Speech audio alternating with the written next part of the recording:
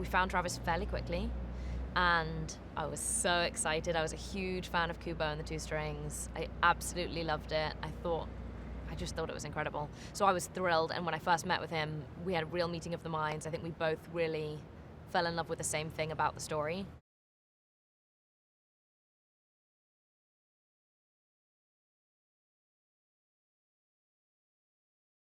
I was always watching movies, and I loved all of the characters I was seeing, but more often than not, they were guys. It was, a boy's coming of age story. It was a boy going on an adventure. And as a young girl, I wanted to see girls going on adventures. I didn't just want to see princesses. I was never really into princesses.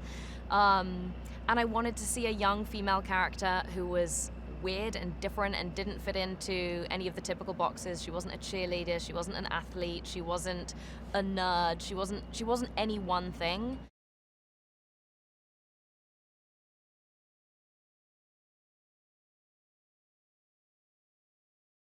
The thing that I loved about Charlie and what Charlie's now become is that she's a bit of everything, and that's what makes her feel like such an outsider. If she was just a nerd, she'd weirdly fit in more.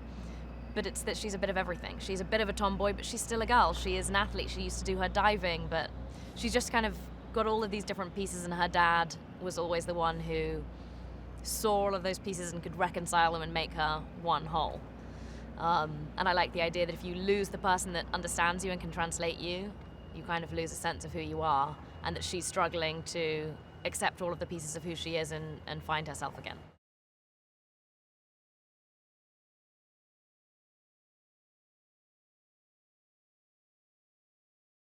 When Bee comes along, it's almost like finding a puppy who needs her and needs looking after.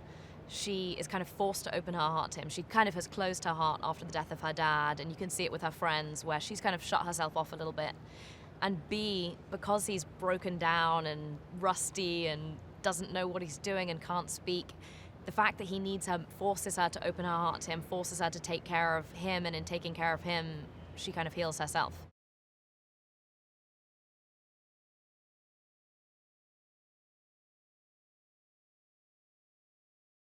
She's not your typical girl. And that's what I loved about Hailee, is that she can play being a tomboy without being boyish. She's still very feminine and still very much a girl. And that's something that I think is important for girls to see. I think too often female characters are delineated into like tomboy and, girly girl. And she, for me, had something lovely about her because she's got this real mix of beauty and femininity and also like a real tough edge. So I was thrilled. I was thrilled that they cast Hailee.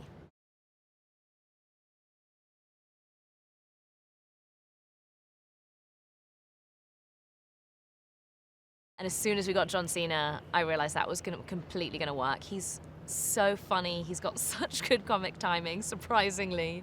But also just has a real warmth and a likability, as well as obviously being unbelievably terrifying and tough.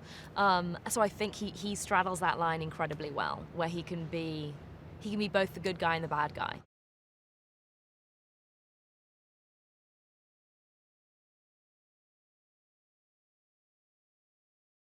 Michael Bay in the last 5 films has created such a close bond between Optimus Prime and Bumblebee and the audiences. And that's really what this movie is feeding off of. Although it's a smaller standalone movie, it's built on that relationship that Michael Bay has created between the cinema-going public and Bumblebee. It's based on that love, and it's kind of being born out of that. So even though it's a separate, small prequel, it's very much feeding off of that and going on its own separate path.